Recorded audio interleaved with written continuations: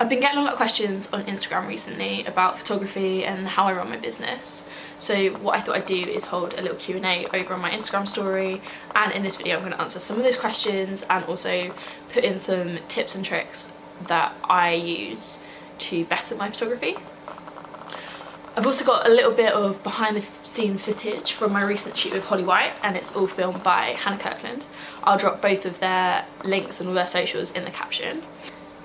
Okay, so the first question I've got, and I've got this one a lot, is what camera and lens do I shoot with?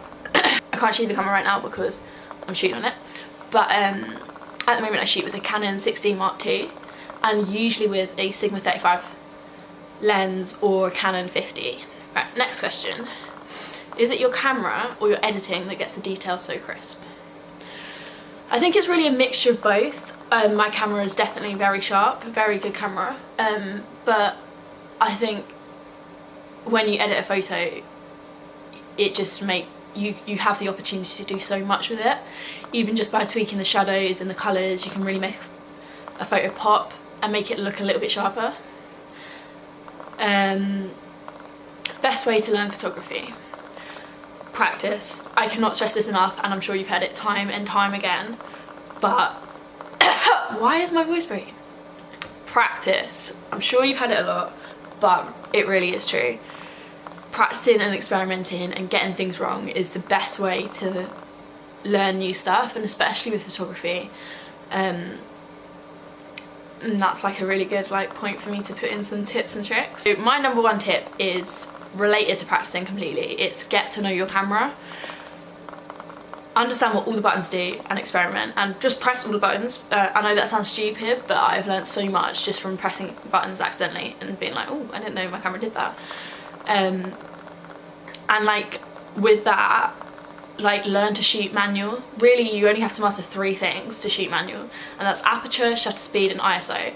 Once you know that, you know your camera and you can work any camera and shoot it in manual. These settings control I'm really struggling with my voice. These 3 settings control your movement, the light, your depth of field, everything that makes up a photo really, other than composition and that. But technical elements are controlled by these 3 settings. So if you know them, you can kind of do anything. I'll quickly explain what all 3 are, but not in massive detail because I don't want this video to be 20 minutes long. But aperture controls your field of depth. So basically, the lower your aperture, the aperture is your f-stop on your camera. So the lower your aperture, the more light your camera lets in, and that means your image is going to be a lot lighter, as well as having a deeper field of depth. And field of depth, if you don't already know, is, so if I just focus on my hand and I'm all blurry in the background, that how blurry I am in comparison to the subject and the foreground is your field of depth. So yeah, if you want those really blurry backgrounds, drop your aperture right down, but do be aware that you might not get as sharp an image, or if you're focusing on an eye, maybe the rest of the face might go out of focus and that. So you do need to experiment and see what works best for the photo you're taking.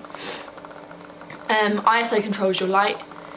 It's to do with light sensitivity. If you shoot film, you probably already know this.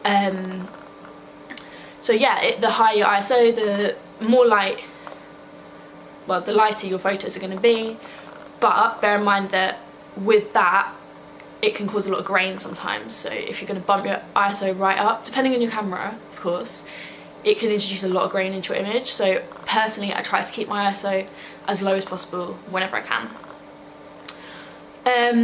Shutter speed is how long your shutter is open for, and obviously with that, if your shutter's open for a long time, your camera's gonna attract more light. More light's gonna come into your camera if it's open for longer. So your picture's gonna be lighter, but it also means it's gonna capture movement.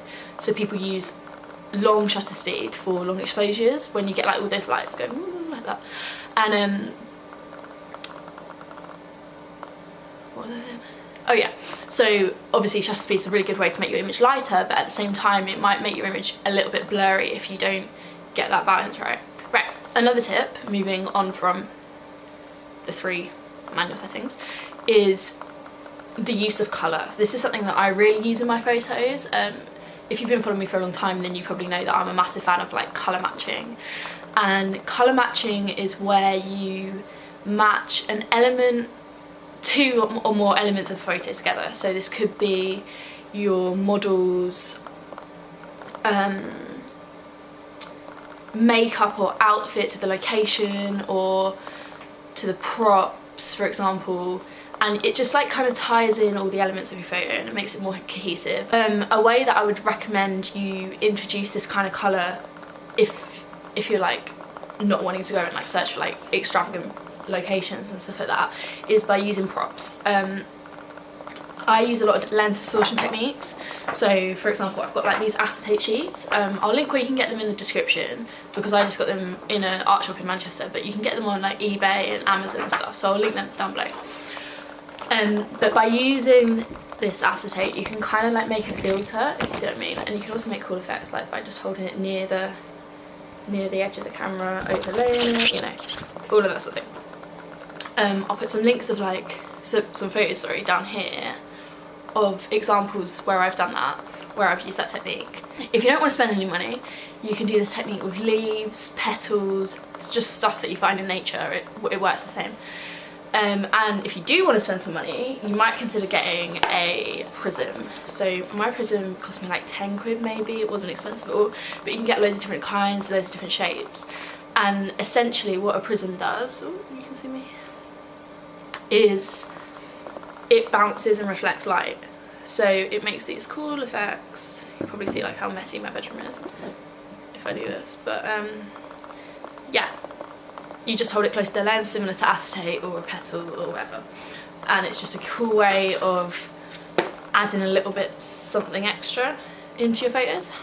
Lastly, and maybe the most important tip, is have variation throughout your work. I used to be so guilty of not doing this. I would do the same close-ups from the same angle every shoot that I did.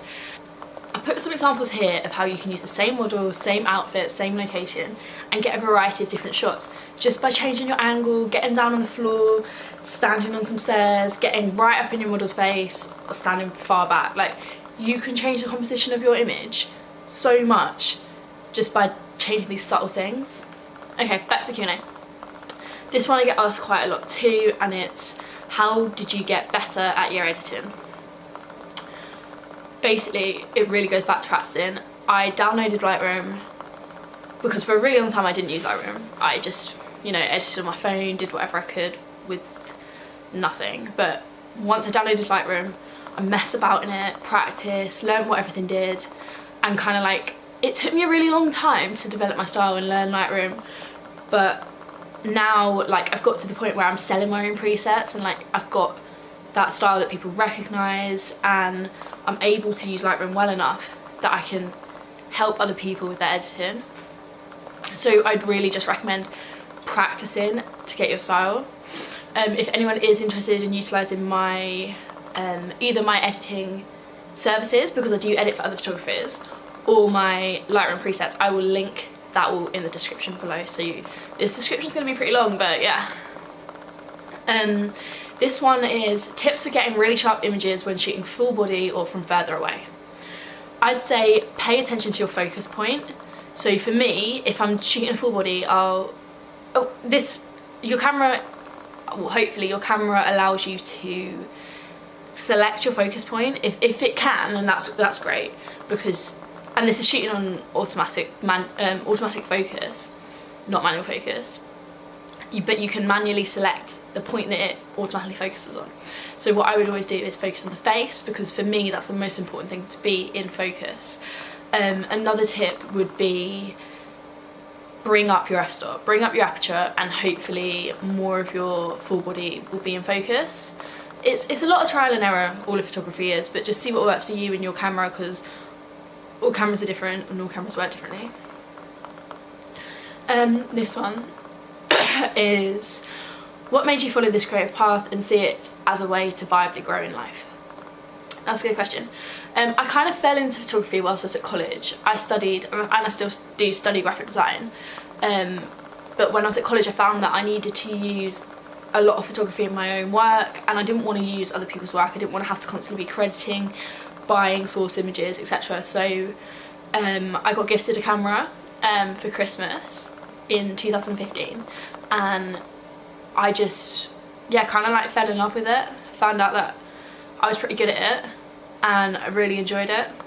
Started going out, meeting more people through photography, and then I realised that not only is photography something that's a really good creative outlet for me, but it's also something that has really helped me socially, mentally and physically as well. It's a lot of moving, and like I think I've got a lot stronger from like weddings and carrying all my like tripods and that. But I've just realised that my card is in my phone and I'm like flashing it about. Anyway, so yeah, like when I realised how much I loved photography, and that I was getting a lot of clients towards the end of college, and I kind of thought this might be something that I can do like properly, and I'm well aware that not many people can actually do what they love as a job, so I'm just kind of like taking this by the horns and going with it. Okay, so that's the end of the questions. If you've got any questions of your own, pop them in the comments below and I will do my best at answering them. You can find me on Instagram, Twitter, Facebook, and connect with me there as well if you don't want to ask questions in the comments. I'll put everything in the description. Like I said, this description is going to be pretty long, and if you like this video then give it a thumbs up and maybe subscribe, because I've got some more videos coming like this soon. I'm going to be filming a lot more behind the scenes if that's what people are interested in. I'm probably going to do another Q&A in a few weeks time, but yeah, thank you.